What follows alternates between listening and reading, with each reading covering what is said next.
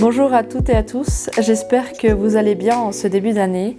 Pour cette première vidéo de l'année 2025, je voulais vous partager les cousettes que j'ai réalisées, que ce soit pour ma fille ou bien en lien avec l'allaitement.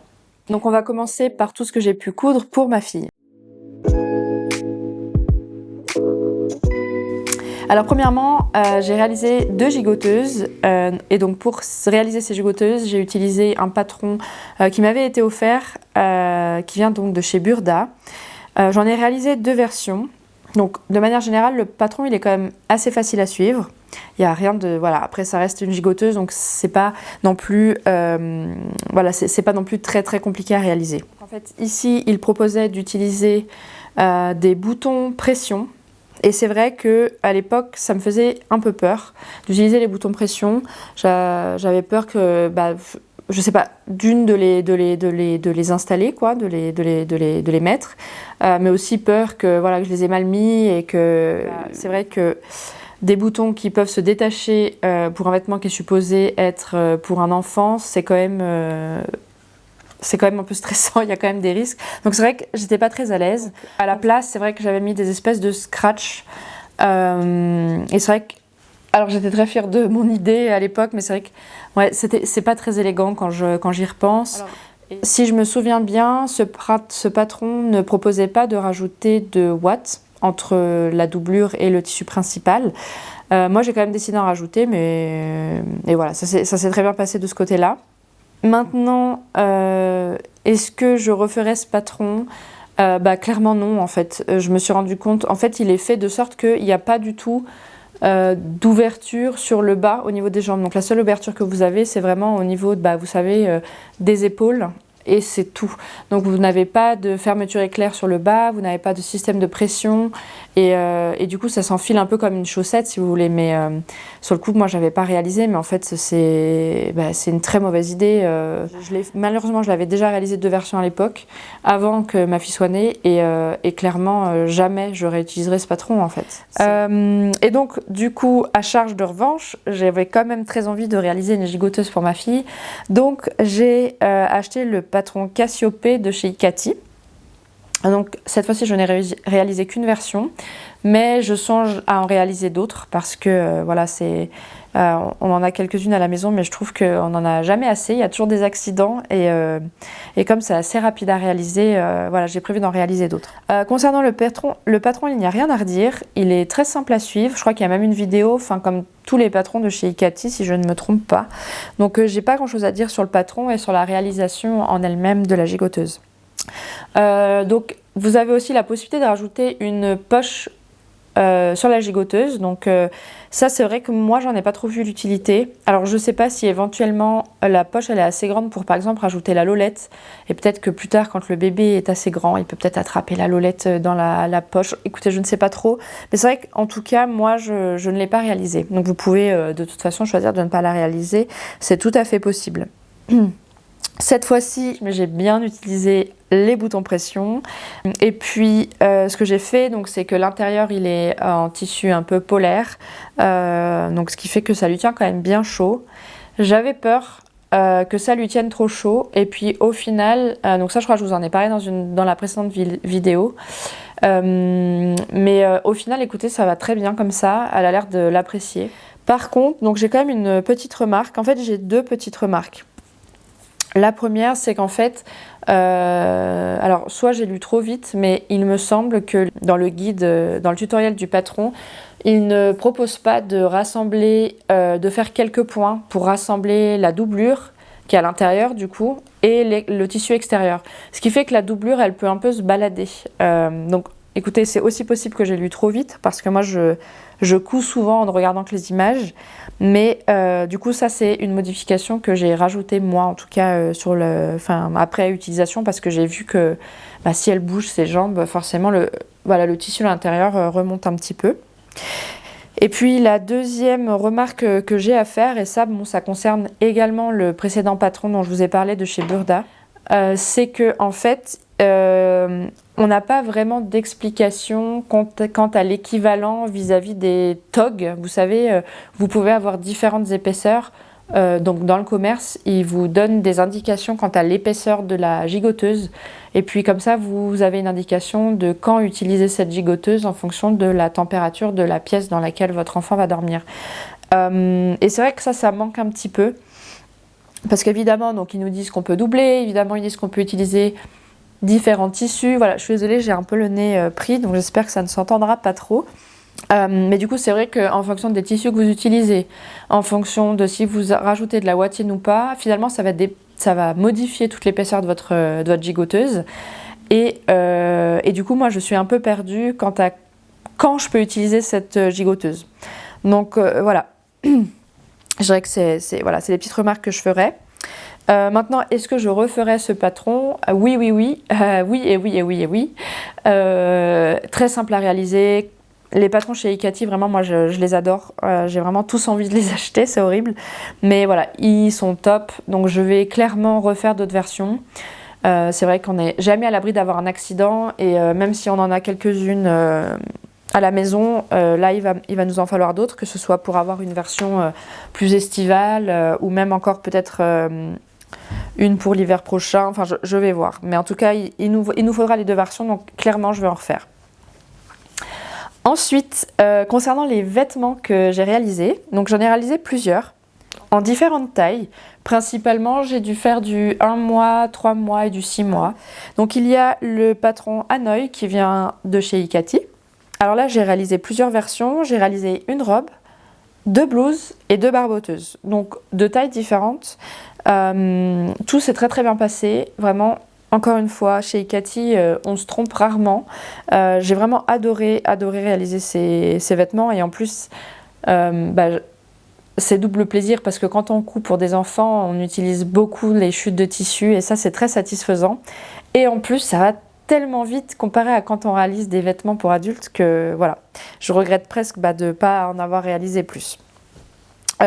La seule remarque que je ferais, c'est que je dirais peut-être ça taillait un peu grand par rapport à ce que je pensais. Ensuite, on a aussi de chez Icati, on a Rio. Alors ça, c'est vraiment, il est magnifique ce patron. Vous avez une possibilité infinie de créer différentes versions du patron Rio parce que vous avez une quantité de colle impressionnante qui est fournie dans le patron. Donc ça c'est vraiment génial.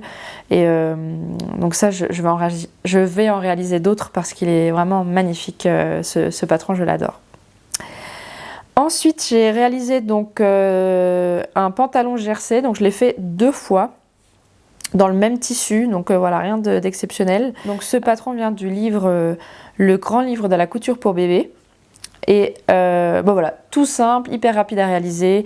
En plus, les pantalons en jersey comme ça, dans un tissu stretch, les enfants, je trouve ils sont tellement confortables. Ensuite, j'ai réalisé des bavoirs. Donc, ça vient également du livre Le grand livre de la couture pour bébé. Donc là, patron très simple. Je n'ai utilisé que des chutes de tissu. J'avais réalisé pour certaines versions, donc vous verrez j'en ai différentes avec j'ai utilisé différents biais, donc ça a vraiment que des chutes de tissu. Et puis j'avais réalisé une version avec des petits cœurs que j'avais coupés avec ma Cricut. Alors bof hein, avec le recul. Le fait que j'ai réalisé ça dans un tissu éponge fait que les cœurs ils adhéraient pas très bien au tissu, donc ça c'est logique hein, j'ai envie de vous dire. Mais même j'ai réalisé d'autres choses avec le même matériau de chez Cricut là, et en fait je trouve que le thermocollant au bout d'un temps avec les lavages il s'en va en fait. Donc soit c'est parce que j'ai pas bien, je sais pas appliquer le thermocollant, soit ça résiste pas trop au lavage. Donc il faudrait que je regarde. Je sais qu'il existe d'autres types de thermocollants, donc il faudra que je regarde. Autrement, donc très contente aussi d'avoir utilisé un tissu éponge parce que c'est tout doux et puis quand elle en a plein la bouche ou autre, c'est juste sur sa petite peau toute douce, c'est beaucoup plus agréable d'utiliser ça qu'un tissu qui sera peut-être un peu plus rêche, un peu moins agréable au toucher. En fait, on les utilise tout le temps, mais vraiment tout le temps. J'en avais réalisé beaucoup, hein, j'en avais réalisé plus d'une dizaine, il me semble. Et en fait, c'est clairement ce qu'il faut, surtout quand on commence l'alimentation solide. Voilà. Peut-être maintenant qu'elle grandit puis qu'elle commence un petit peu à manger toute seule, on s'entend, hein, mais à mettre les choses à sa bouche, etc. Je dirais qu'une version avec des manches, ça pourrait être pas mal. Le livre en a une. J'ai vu ça et éventuellement utiliser un tissu qui soit un peu, pas imperméable, mais déperlant. Enfin, vous voyez, un tissu qui se nettoie facilement avec un petit coup d'éponge. Ensuite, les langes. Donc, j'ai réalisé des langes. Donc là, ça vient de Sew for Home, Do It Yourself. J'essaierai de vous mettre le lien. Je ne sais plus si c'est un compte Instagram ou un site web, mais en tout cas, je vous le remettrai. Donc, on les utilise vraiment, mais tout le temps, et ça depuis qu'elle est née. Je les utilise de différentes façons, en fait, soit voilà, juste comme un bavoir aussi. Hein. On les a beaucoup utilisés aussi en les mettant, comme ils sont très grands, donc en fait, il y a peu de risques qu'elles s'en mêlent, disons, avec. Mais en fait, on les mettait aussi des fois sur le lit, ce qui faisait que si elle avait des petits rejets, voilà, ils étaient souvent minimes, mais en fait, ça faisait qu'on avait juste à changer ça et pas le drap. Voilà, encore une fois, je vous dis, voilà, on a bien fait attention qu'il n'y ait pas de risque d'étouffement, je tiens à le préciser. Et puis aussi, maintenant qu'elle commence à tomber un peu malade, c'est normal depuis qu'elle va à la crèche, on l'utilise aussi, vous savez, je le mets autour d'elle comme ça, pour faire les lavements de nez, en fait. Donc, voilà, on les utilise vraiment, vous pouvez les utiliser pour, voilà, c'est multifonction. Ensuite, on a les tapis allongés de voyage. Alors ça vient de chez Merci Jeannette. Même chose, j'essaierai de vous retrouver le lien. Donc ça, on les a énormément utilisés. On les utilise toujours aujourd'hui. Après, c'est vrai que comme elle grandit, on a moins l'occasion de changer ses couches. Mais en tout cas, on les a utilisés, mais un nombre incalculable de fois. Hein. Soit quand on partait en vacances, dès qu'on était en déplacement, en fait, j'avais ces tapis allongés. Donc vraiment, on les a énormément utilisés. Donc là, j'en avais réalisé 4, il me semble. Ensuite, donc, on a les sorties de bain ou les capes de bain. Voilà, j'ai vu que les deux noms étaient utilisés. Et ça, j'avais trouvé sur une chaîne YouTube de donc c'était sur la chaîne YouTube de Mélanie MBY. Je ne sais pas comment ça se prononce. Donc un tutoriel très très simple à suivre, vraiment, c'est rien à redire là-dessus. Voilà, c'est des carrés que vous devez découper, donc il n'y a rien de bien compliqué. Je me suis pas mal amusée avec les oreilles aussi. Voilà, j'ai fait des oreilles de lapin, j'ai fait des petites oreilles un peu plus des oreilles de chat, un peu des oreilles de cochon aussi. Enfin bon, voilà, je me suis un petit peu amusée. Voilà, le seul problème que j'ai pour 2 d'entre elles, c'est que j'ai fait une tête un peu petite. Donc voilà, j'aurais dû découper un triangle un peu plus grand. Autrement, les capes sont très très grandes, ce qui fait qu'elles vont pouvoir être utilisées vraiment très longtemps. Hein. J'avais autre chose à dire, c'était quoi? Ah oui, j'en ai réalisé, il me semble, 4 versions, sachant que on nous en a aussi offert 2 autres, il me semble. Et honnêtement, on les utilise quand même assez régulièrement, je trouve. Donc c'était une bonne quantité, disons. Je me souviens qu'à l'époque, je vous avais demandé sur Instagram si 2 ça suffisait, et puis j'avais vraiment eu du 50-50 quoi. Donc finalement, j'en avais rajouté d'autres, j'en avais refait d'autres. Mais au final, ouais, je dirais que 6 au moins vous êtes tranquille. Disons que si un jour vous manquez de lessive, vous n'avez pas eu le temps de faire une lessive, bah au moins avec 6 capes de bain, vous êtes tranquille. Ensuite, j'ai aussi réalisé des gants. Donc là, j'avais aussi trouvé le tuto sur YouTube, donc de La Fée du Lac Couture. Oh, je les adore, ces gants. Ils sont trop beaux, franchement. Voilà, ils font très professionnels, je trouve, donc j'en suis très fière. Ils sont incroyablement doux. Franchement, j'en suis jalouse. En toute honnêteté, je pense que je vais m'en réaliser aussi, parce que je trouve que pour se démaquiller, c'est très pratique. Mais voilà, je reviens sur couture bébé, on les utilise tout le temps. En fait, je les utilise pour la débarbouiller, matin et soir. Voilà, vraiment, je les utilise tout le temps. Ou quand elle est dans son bain pour la laver. Enfin voilà, c'est vraiment des gants qui sont très doux et que j'utilise absolument tout le temps. Et j'ai oublié de vous dire, mais en tout cas, le tuto à suivre est très très simple sur YouTube. Ensuite, j'avais réalisé un sac. Donc ça, j'en ai aussi parlé sur le bilan couture de mon premier bilan couture que je vous ai partagé il y a peu. Donc il s'agit du sac Lara de chez Majam Couture et donc voilà, si ça vous intéresse vous pourrez aller voir mon bilan de couture, mais en tout cas c'est un tuto c'est un sac que j'ai adoré coudre.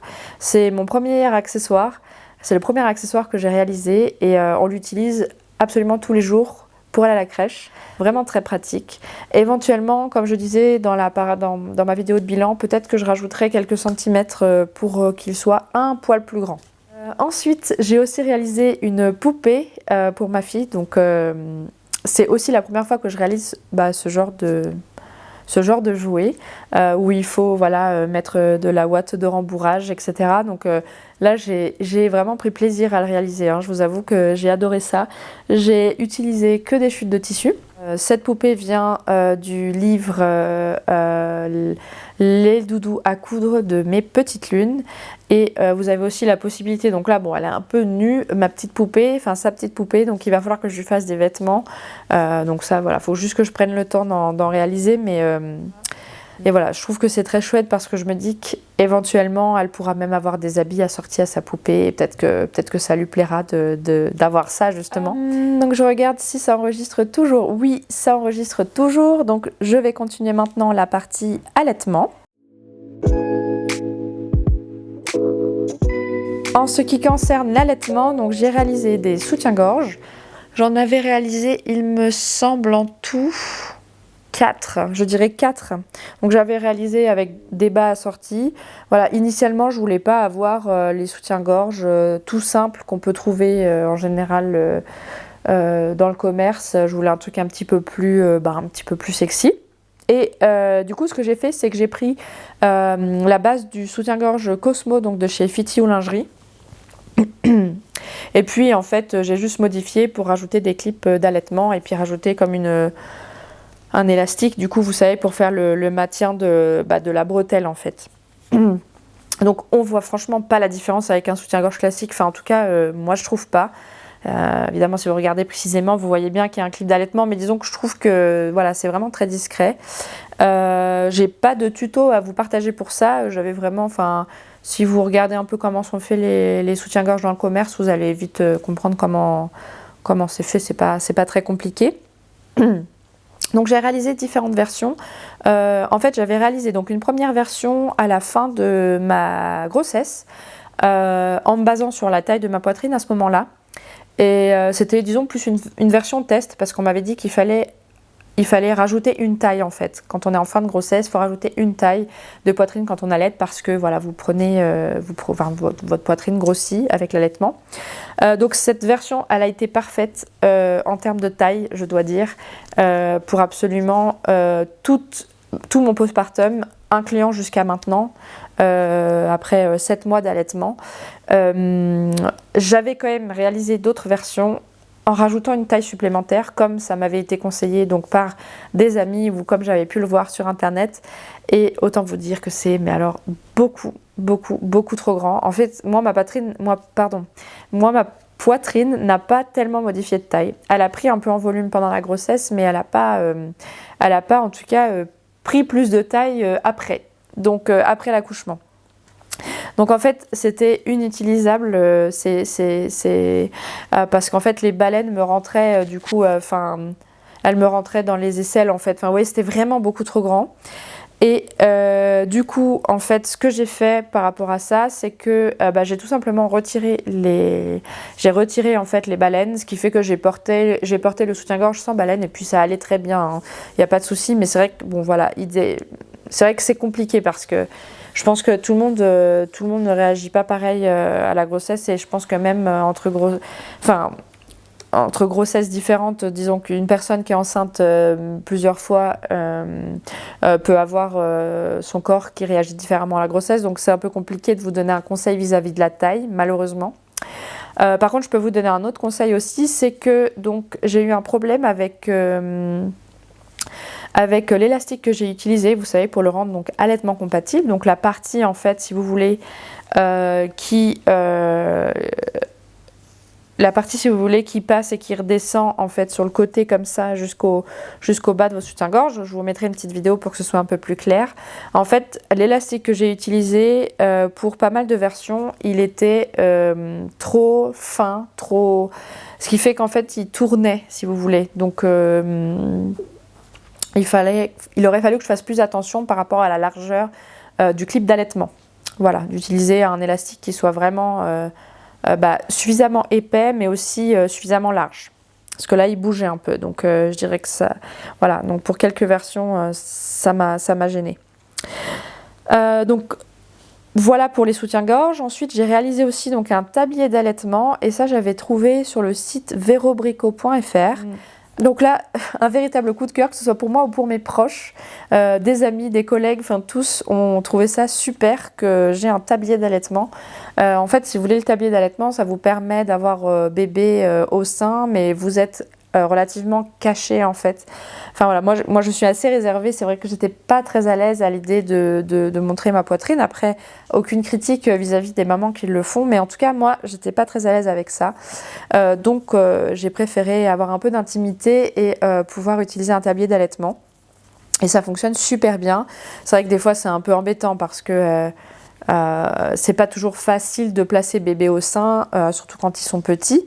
Mais voilà, je me suis toujours bien sortie. Et puis je dirais que la seule chose que j'aurais à vous conseiller, c'est d'utiliser un tissu en double gaze de coton ou un tissu qui soit très léger, qui respire beaucoup. Parce que moi, initialement, j'avais utilisé des chutes de tissu, j'avais utilisé un tissu en coton. Et autant vous dire que cet été, il faisait trop chaud en fait. Enfin, j'ai pas eu l'impression que ma fille en ait souffert, mais moi en tout cas j'étais stressée qu'elle ait trop chaud. Alors que quand je suis passée à une version avec un tissu double gaze, là j'étais beaucoup plus à l'aise. Je voyais que voilà, l'air passait à travers le tissu, donc voilà, c'est la seule chose que je vous conseillerais. Voilà, j'ai eu une maman qui m'a dit qu'elle aurait adoré avoir ça parce que d'habitude elle mettait juste un tissu, voilà, un linge, peu importe, mais en tout cas, le problème c'est que le tissu tombait régulièrement, donc en fait elle s'est souvent retrouvée plus ou moins dénudée. Donc là, l'avantage c'est que vous avez quand même une bande de tissu qui retient votre tablier finalement, ce qui fait que vous n'avez pas le risque que le tablier tombe. Ensuite, j'ai aussi réalisé donc des t-shirts d'allaitement qui viennent de la marque Glam4Mum. Ça, j'en ai réalisé 2 versions. Donc voilà, le patron est très simple à suivre. La créatrice m'avait contactée pour avoir mon avis si j'avais des retours à faire là-dessus. Donc, j'ai pas vraiment de retour à faire pour être honnête. Un des commentaires que j'avais fait, c'était d'éventuellement peut-être avoir une ouverture un tout petit peu plus grande. Elle m'a répondu que en fait, ce qu'elle avait aussi prévu de faire, c'était d'avoir une version avec une fermeture éclair. Et c'est vrai qu'avec le retour, je dirais que c'est une excellente idée et que éventuellement, ce serait beaucoup plus pratique d'avoir une version fermeture éclair. Après, j'imagine qu'il faudrait faire attention que la fermeture éclair ne gratte pas à l'intérieur sur votre peau. Mais voilà. Après, j'ai quand même, ce que j'ai quand même à dire, c'est que les t-shirts d'allaitement, c'est chouette, mais c'est vrai qu'au bout d'un temps, quand on est un peu plus à l'aise, on finit par juste soulever le t-shirt, en fait, plutôt que de passer par l'ouverture qu'on a créée. Éventuellement, je sais que cette créatrice a aussi des vêtements, donc des robes d'allaitement. Ça, par contre, c'est peut-être le regret que j'ai, c'est de ne pas en avoir créé. Ensuite, j'ai réalisé des coussinets d'allaitement. Donc ça, c'était un tuto gratuit que j'avais trouvé sur le site Léa Pilea. Donc là, j'avais utilisé que des chutes de tissu, donc c'est très bien. Cependant, pour moi, ça n'a pas du tout été utile. Voilà, j'en avais prévu plein. Vraiment, je ne sais plus combien j'en avais cousu, mais beaucoup. Et en fait, le problème, c'est que j'ai jamais eu de fuite, en fait. J'ai été très chanceuse. Je n'ai jamais eu de fuite. Ce qui fait que, en fait, je les ai fait pour rien, quoi. Je vous avoue que je ne sais pas trop quoi en faire. Ça m'embête un peu. Voilà, je vais pas les jeter. Mais c'est vrai que ouais, je ne sais pas quelle seconde utilisation je pourrais en faire. Voilà, à réfléchir.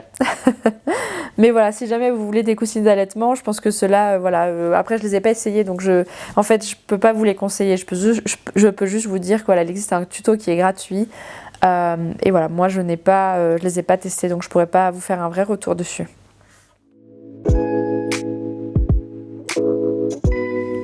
Alors, dans la catégorie autre, j'ai réalisé une robe d'accouchement, donc que j'avais trouvé le patron sur Etsy. Donc c'était MS Villana Design. Donc je vais vous mettre le lien également. L'erreur que j'ai faite ici, donc c'est que le tissu il est un peu épais pour un accouchement en juin. Et puis au final, je vous avoue que je l'ai pas utilisé en fait parce que j'étais dans le moment, j'ai pas du tout pensé à cette robe d'accouchement. Initialement, je l'avais faite aussi pour avoir un peu plus d'intimité, pour pas me retrouver toute nue, etc. Mais au final, je me suis pas retrouvée toute nue parce que la robe d'accouchement que eux, ils ont à l'hôpital était assez similaire à celle justement que j'avais créée. Donc j'en ai même pas utilisé. Donc voilà, je vais réutiliser les chutes de tissu. Concernant le patron en lui-même, une des remarques que j'ai écrites, c'est qu'il était beaucoup trop grand. Même en étant enceinte, ouais, c'est beaucoup trop grand, quoi. Voilà, donc c'est pour ça, je vais réutiliser les chutes de tissu. Vu que c'est un tissu un peu en jersey, il me semble, je vais pouvoir utiliser justement pour réaliser certainement des leggings pour ma fille.